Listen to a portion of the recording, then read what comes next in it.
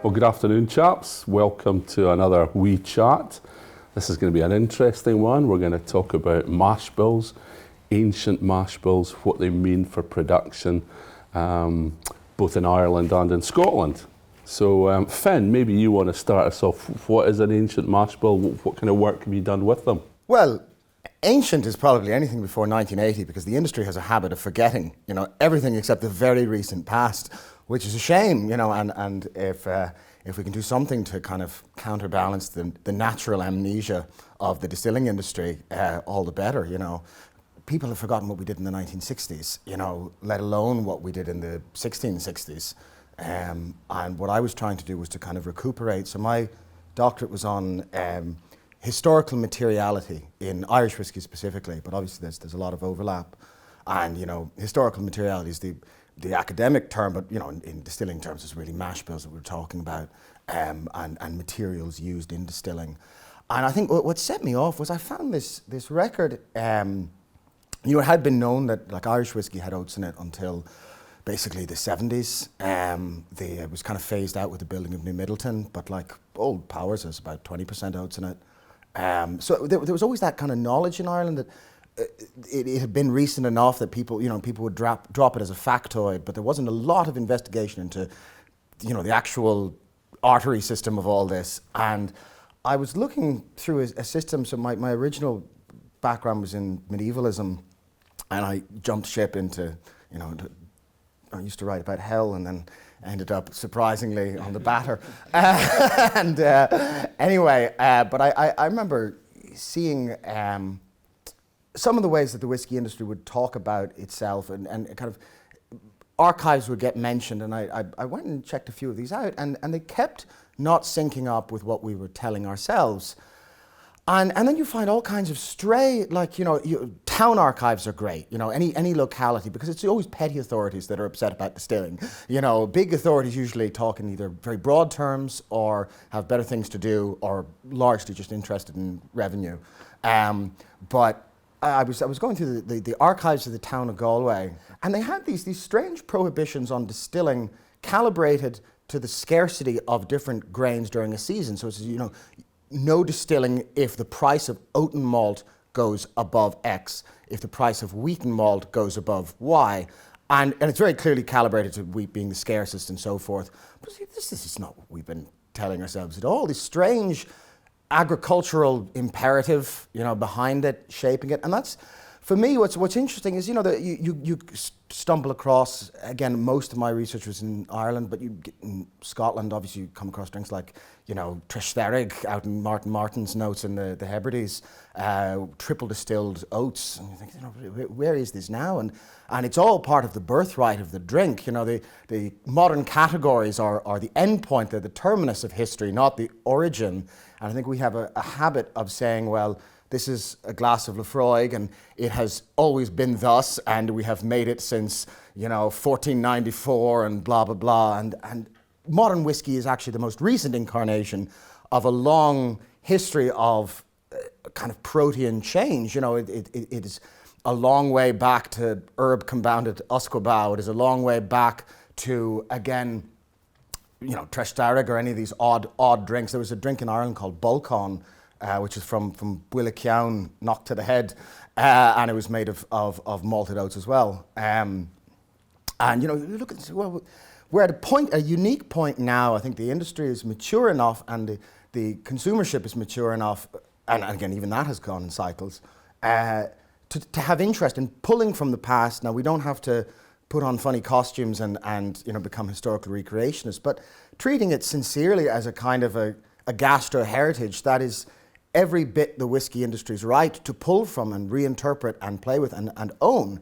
And when we start thinking about it in these hardline categories like blends or grain whiskey, or obviously grain whiskey is only as old as the column still, but we think about these as if these are kind of geometric Euclidean shapes that cannot be broken.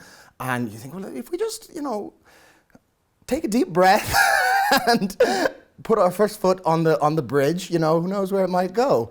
And and it's funny because people can be very reactionary and say, oh, well, that's not traditional whiskey. And you say, well, what you call traditional whiskey is largely a product of like the last 50 years, you know, and again, certainly the traditional categories that we have are the inheritance of any number of changes that have occurred along the way, you know. So yeah, so what I'm hearing is that because they were banning oats and wheats, they're obviously using that in the mash bills back in the day. Mm-hmm. Yeah. And they become, you know, obviously, you know, distilling is a reflection of agriculture. The other things to break away from, it's tempting, and it's always been tempting for me to look back at these recipes and say, oh, this stuff must have been brilliant. And, you know, some of it may have just been literally what was available. and it's always, you know, you always have to temper the enthusiasm. But then similarly, you know, when you talk about it as the history of distilling is the history of agriculture, you know, for better or for worse. And, you know, when you're talking about any of these mash bills, it still can't quite shed that romance of, well, okay, these might have been hard prohibitions that had very real, you know, ramifications at the time, but still, what does wheaten malt cut with barley malt actually, you know, it's still, the temptation is always there.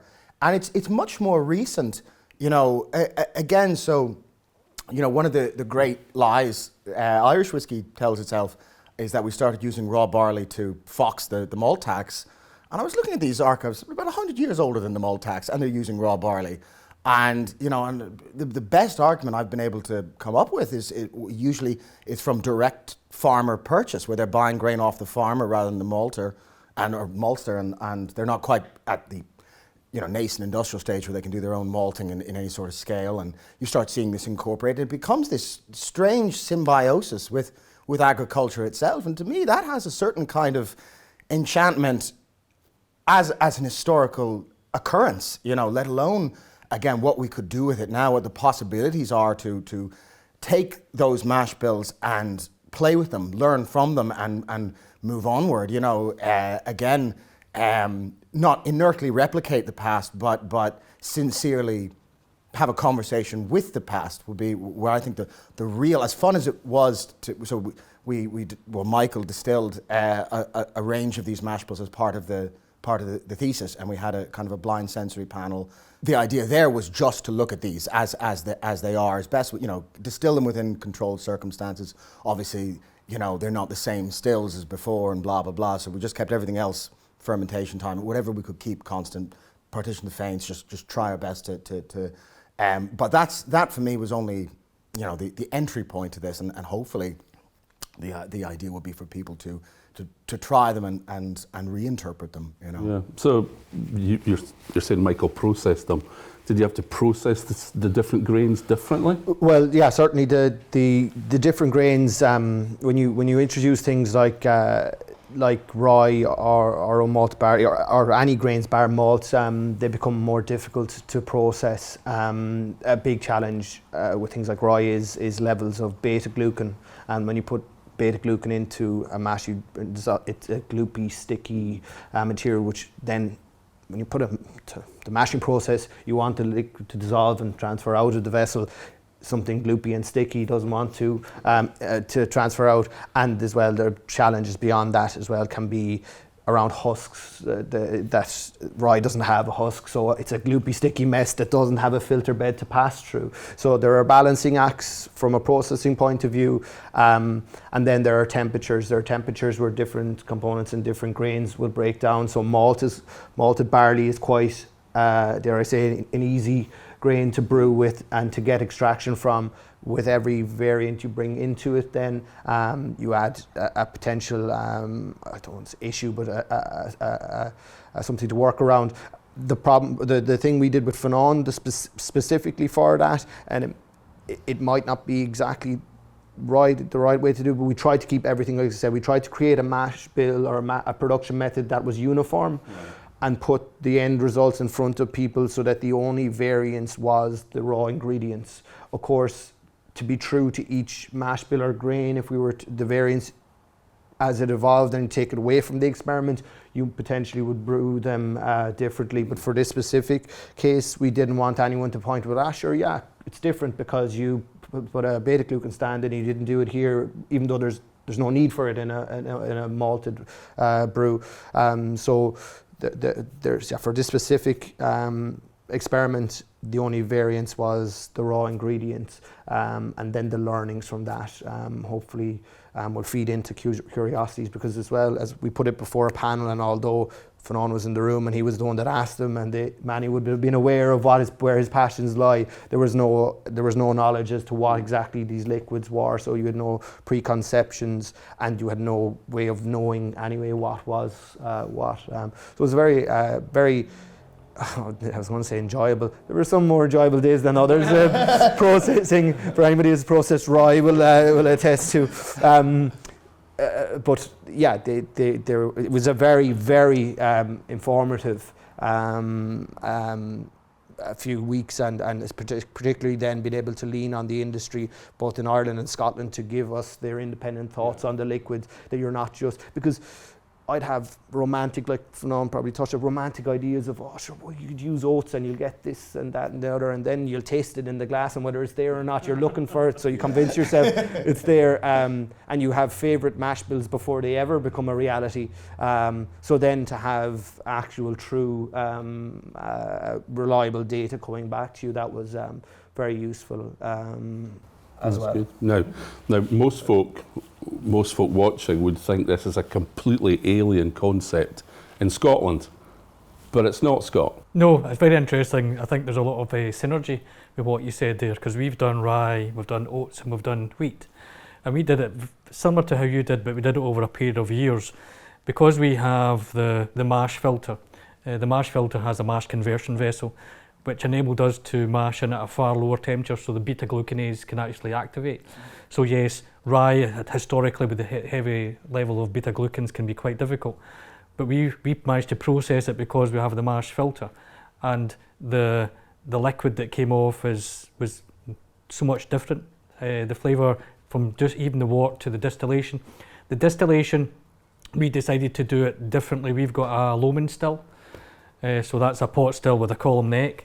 So we distilled the rye mash bill in the Loman still, and then the following year I did an oats base mash bill, where all I did is I swapped out the portion of the rye with oats, and the oats are not as dense as rye. They're actually quite light, and there's a lot more husk to it. So that gave us milling problems we had to overcome, and like you said, there's some mash bills you prefer over others.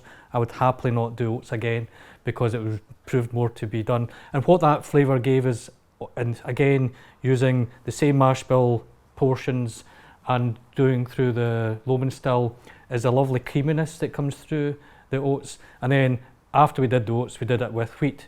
We tried to do with malted wheat, and the wheat was a completely different flavour profile as well. There was a lot more complexity to the liquid than what we had with the oats and what we had with the rye. So all three of them were different, but all three of them were a good learning opportunity of how to process the different grains and really understand the fundamentals of getting the most extract out of it. How do you handle rye grain? Because another thing that we were told about with rye is the rye can be very foaming in your washback. So for when we are doing our mashing, we do 4 mashes to 1 washback. So when we were doing the original rye, okay, it's going to foam. So we did 1 mash, went up to the top of the washback, looked in, no foam. I thought, okay, we left it to mature. The second one, 2 mashes. The next one, 3 mashes. And then the fourth one was a normal mash. And then we were speaking to people within the industry, and then the variety that we chose is actually a non-foaming variety. I was just going to say we struck luck with the same thing. We were warned about foam, but then just happened to use non-foaming. What variety did you use? Was this Bono? We used Magnifico. What a great name for a variety! But we used Magnifico, and it was a non-foaming. Yeah, Bono's Magnifico in Ireland.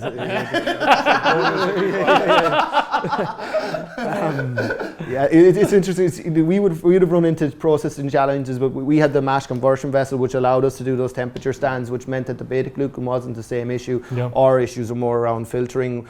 So we got on quite well with rye. We tried to keep within ratios of less than 30% of these, what we would call adjunct grains, so oats, wheat and rye are a combination of each. But we did probably foolishly push beyond that, got to 50% on the rye quite well, and then Went to 100% on the rye, and without a filter press to actually squeeze it, and no filter beds, it wasn't quite as I think your point is well made about how we forget our history. It always comes as a surprise for me how we talk about our heritage, but how little we actually preserve, and that always comes as a great disappointment to me, because I'm quite interested in the history of it. But you also, certainly in Scotch, and I know in our Irish whiskey as well, any grain that's become available has been made into whiskey. Even today, 50% of Scotch whiskey is made from wheat, and probably about another 5-7% is made from maize.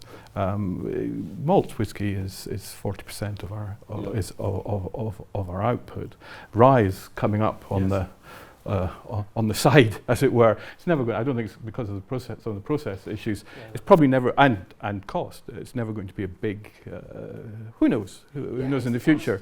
But it's always. We've always been. There's a big division in Scotland between the lowland distillers and the highland distillers, because the highland distillers can't get, until coming on the railway, couldn't get their product to market, whereas the big centres of populations are in the lowlands, and so the lowland distillers could easily get. I remember once looking at the Shackleton whiskey, and we looked at that, and that was made with wheat. It was mainly, we classify it as a single malt today, but there was quite a proportion of wheat within that, which is perfectly legal. I mean, it's 1907 or whatever it was that it was made. So we've always used different grains, what's available at the time, what if there was surplus on the harvest once everybody had been fed, and there's no point making it unless you can get it, unless it's just the local area that's going to drink it. With that, barley is probably the easiest one to process. Well, wheat is actually pretty easy as well. Actually, having said that, not much difficulty there. And that's what's really been driving us choosing single malts. Really, is the ease of process with it. All the other ones we're talking about are very difficult to deal with. Even maize has an oil problem that comes out. What do you do with all the corn oil that comes out? And maize. I was going to bring up, as you're saying there about the history of grains availability. Maize coming in is itself a direct product of the rise of the international grain trade, the repeal of the corn laws, lowering of tariffs, American grains coming in at a scale that is distillable, at the same time that you have kit via the column still that is capable of processing it at mass volumes. It's agro-industrial history, it's agro-social history. It's this strange intersection, and then you get these odd, like one of the more recent ones. Speaking of grain whiskey, I remember looking at the 1908 Royal Commission on whiskey and potable spirits. Really interesting. And DCL at one point, they're asked about their materials, and they say, we use a small amount of malted rye to adjust the body. Sorry, what? Grain whiskey coming out of columns in urban Scotland, using malt, and this had been a very, and I assume when they say adjust the body, they probably at the time meant gull people into thinking it was a malt whiskey, or carry a blend or whatever logic. And even some of the column still producers, both Irish and Scotch, present their materials, and they clearly have mash bills. They give multi-granular recipes for column distilled grain whiskey, and then obviously as the 20th century takes its course, that becomes homogenized, and we're pretty much left with, well, these are column distills run on maize and these are column distills run on wheat. And but you see even one of the oddest, I remember there's one of the strangest lines in Alfred Barnard for me is he goes to Cameron Bridge at one point, and they tell him they make 4 types of whiskey. Malt whiskey, silent malt, silent grain, and pot still Irish. This is all, and they don't blink saying they make Irish whiskey, which is itself kind of, so, clearly, as I would guess, obviously pot still Irish is mixed mash and pot still. Malt is presumably malt in a pot still. I assume silent malt is malt in a column still, and then the last being grain in a column, So there is that bizarre, that's malt being run through a column, and for what, I still don't quite understand the purpose, because the whole logic of not using malt in the first place is about cost, and when you're making grain whiskey, why would you do one or the other? It's one of the things that gives me a giggle with all of Fionnán's trying to make logic of what a distiller's. Thankfully, we have the opportunity to explain ourselves here today, because if I was in the time and some historian is trying to, what was Michael Walsh doing? Sometimes I ask myself, what was I doing when I've tried certain things as well? So the logic is sometimes there's external factors, sometimes there's agricultural pressures or whatever else, and then there's sometimes some fella had a mad idea in the pub and tried to try it out. So a lot of people think these different types of mash bills are quite innovative and new. They're not. No. Are they here to stay? Are there going to be more? I hope so. I hope so. I think there's a lot of flavour innovations by going to different grains, because the different grains give you something different to it. So I hope it is here to stay. I think it is. I think it's just seeing expansion of the whisky market. People looking for different flavours, looking for different. That's one way of another way producing to develop something a bit different. Yes. Excellent. Well, thank you very much, chaps. Excellent conversation. Thank you.